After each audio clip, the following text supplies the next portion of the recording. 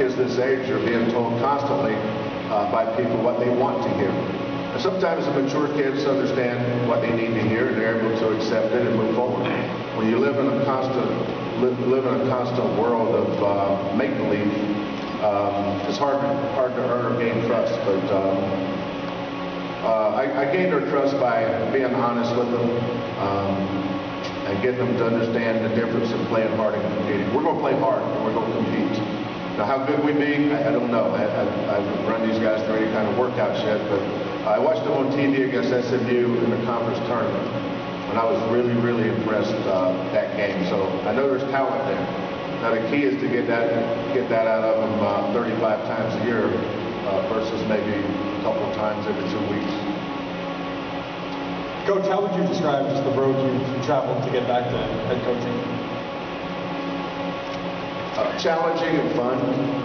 It's been both challenging and fun.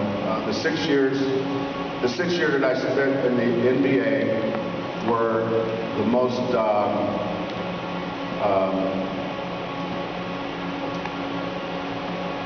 creative learning, I guess, is the word I would come up with.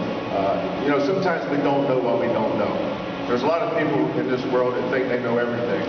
I certainly was never one of those, but when I got to the NBA, I found out real quick there's a lot I don't know, especially acronyms. The NBA has a lot of acronyms, like Bill Worrell and James Pat. Daryl, you're not allowed to answer this. Does anybody here know what the acronym ATO stands for? Good. I'm glad you don't know, because I didn't either. It stands for after time out. If all you've done is spend your whole life in college, we never said ATO. We said after timeout. So there's a, like in the NBA, that's a 10-second line in half court. You have 10 seconds to get the ball over. Well, in the NBA, you have 8 seconds. And not only do you have 8 seconds, if the ball goes out of bounds prior to crossing half court, you have whatever remains on that 8 seconds. I didn't know that. I mean, why would I know that? I didn't coach in the NBA. I didn't need to know that. But every day was a learning experience for me. But you know, with guys like Popovich and Skiles and McHale, I could not have had better teachers. Coach, can you talk? Can you talk a little bit about what you've learned from those caliber coaches, those caliber players at the NBA level that you can bring back to the college game? Yeah, starting with Pop, I learned the importance of relationships with your players. And some of this was affirmation. Relationship with your players, especially your best players. When I was with San Antonio, I stayed in a hotel, but I would always go to the games with Pop. Every home game I would ride with him. And then after the games, he would take me back to where my car was at the practice facility. And I can't tell you how many nights that, well, every game, every home game, on the way back, he would hit Tony Parker, Manu Ginobili, and Tim Duncan's numbers plugged into his phone. And he would have it on speaker. And we'd hear you know, he and I would maybe be talking about the game, and he'd punch and say, "Hey, Tim, this is a Pop here. Hey, Kelvin and I were just talking about something, and tell me what you think about this." You know, and then just listening to those guys talk about the game afterwards and how he challenged them based on the relationship he had with them. From Skiles' organization,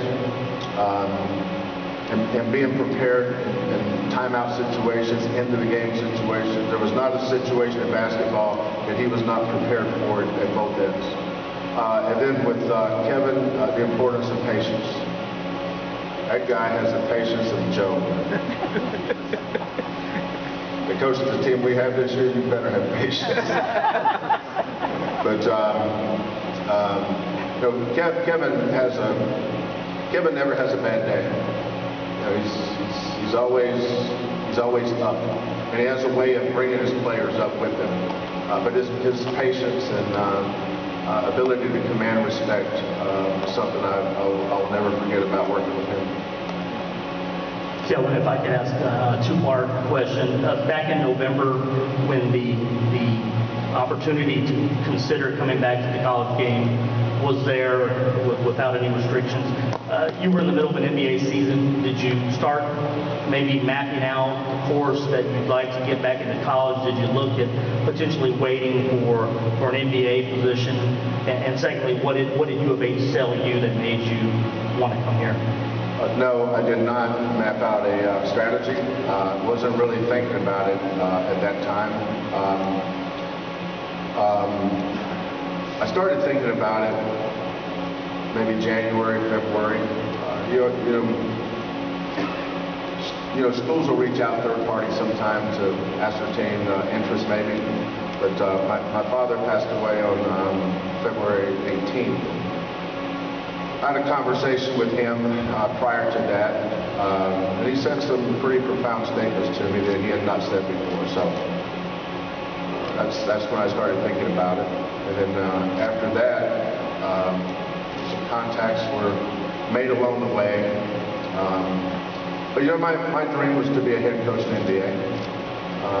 That's what I wanted to do.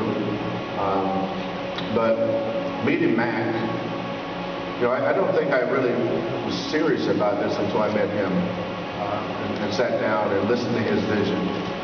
I'm not into the car salesman thing, or everybody's got a sales pitch. I don't have sales pitches. You either believe it or you don't. That's up to you. And I could tell that Mac didn't have a sales pitch either. He loves his university.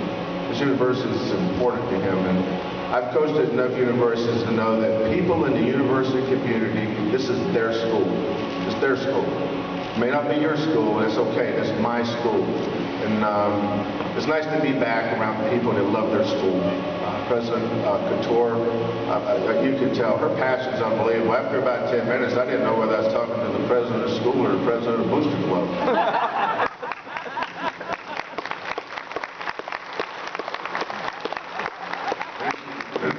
Started squeezing me for wins. Then here comes her husband, just giving expectations. I said, slow down. Did I answer it? First I said. Coach, do you have a timeline as far as finalizing the staff and filling it out?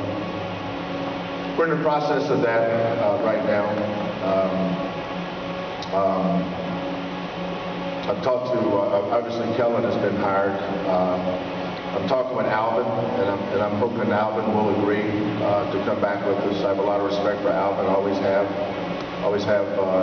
He's a good man, and I need him in this city because I know people respect him a lot. So I'm hoping Alvin will stay, and then we're talking to some other people about those other positions, and we just haven't made any decisions yet.